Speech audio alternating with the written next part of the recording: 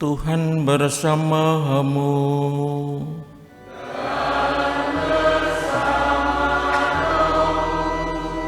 Inilah Injil Yesus Kristus menurut Lukas.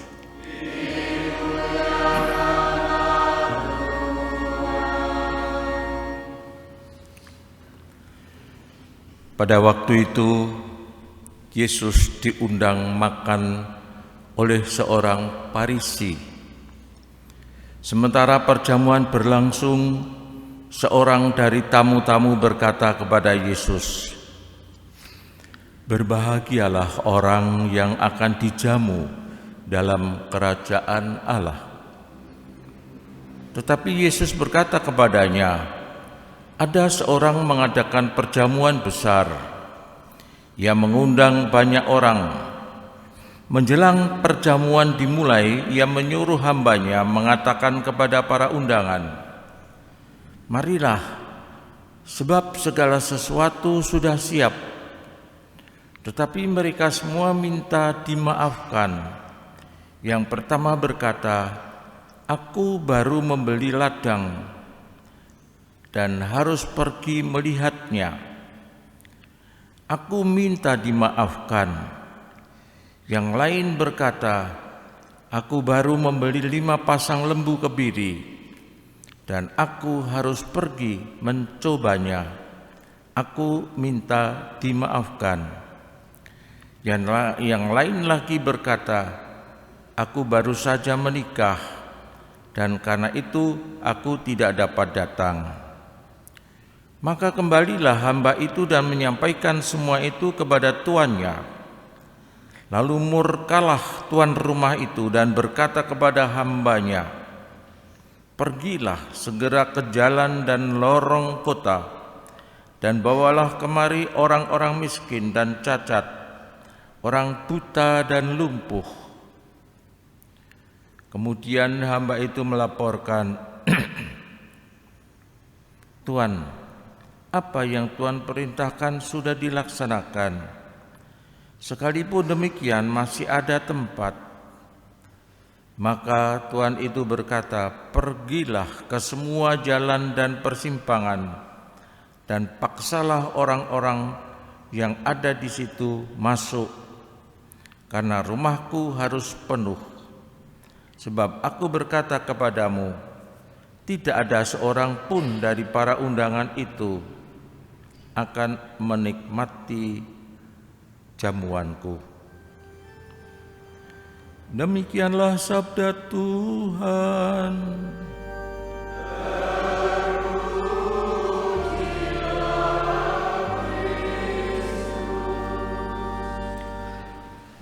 Ibu bapak dan saudara-saudari semua, ketika harga diri manusia hanya diletakkan pada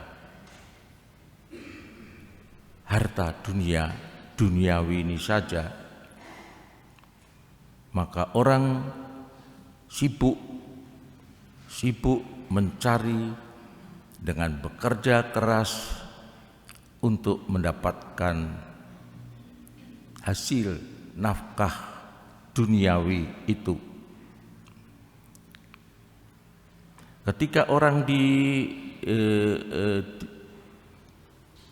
seorang Farisi yang mengatakan ketika ada perjamuan, berkata kepada Yesus, "Berbahagialah orang yang akan dijamu di dalam kerajaan Allah." Undangan untuk berbahagia, menikmati kehidupan bersama Allah. Tetapi kita lihat mereka tidak mau bergabung dengan mengikuti perjamuan yang membahagiakan itu dalam kerajaan Allah, karena mereka mengurusi urusan-urusan duniawinya saja. Urusan-urusan seperti tadi dikatakan, ketika hambanya minta supaya bisa ikut serta di situ dalam pesta itu, dia mengatakan, aku baru membeli ladang dan harus pergi melihatnya. Aku minta dimaafkan. Aku baru membeli 5 pasang lembu kebiri. Aku harus pergi mencobanya. Aku minta dimaafkan.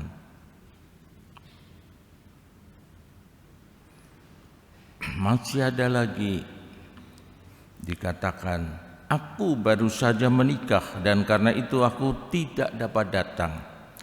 Semua adalah urusan-urusan untuk kehidupan di dunia ini.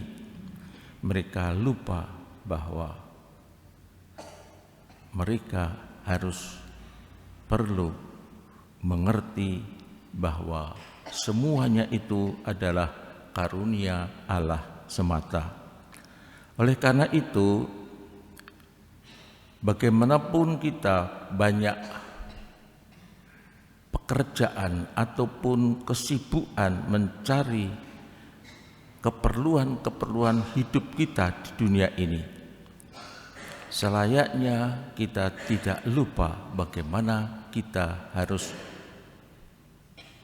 bersyukur, bertemu, berjumpa dengan Allah sendiri di dalam kegiatan-kegiatan rohani kita, baik di gereja maupun di tempat-tempat lain. Kegiatan-kegiatan rohani, kita tahu begitu banyak kegiatan-kegiatan rohani di dalam kehidupan, entah perayaan Ekaristi, entah doa-doa bersama, entah masuk di dalam kegiatan-kegiatan rohani, entah Legium Maria, entah kumpulan evangelisasi pribadi, entah entah karismatik, entah bagaimana, ikut serta. Kalau tidak ikut lalu hanya mengurusi kebutuhan-kebutuhan duniawi keluarga saja, bisa jadi akan lupa mana Tuhan, lupa akan sumber kasih itu sendiri, sumber pemberian itu sendiri. Karena itu bisa jadi kemudian orang lupa diri, bisa jadi orang menjadi rakus, bisa orang menjadi tamak, mencari jalan yang tidak baik untuk mendapatkan harta kekayaan, karena itu yang dianggap paling utama di dalam hidupnya, itu yang dianggap yang paling penting, yang membuat harga dirinya besar. Karena itu, marilah kita mohon kepada Tuhan agar kita dapat bersyukur, berterima kasih di tengah-tengah berbagai kegiatan-kegiatan duniawi kita tidak lupa akan Tuhan yang menjadi sumber karunia, sumber pemberian untuk kehidupan kita. Marilah kita hening sejenak. Kemuliaan kepada Bapa dan Putra dan Roh Kudus.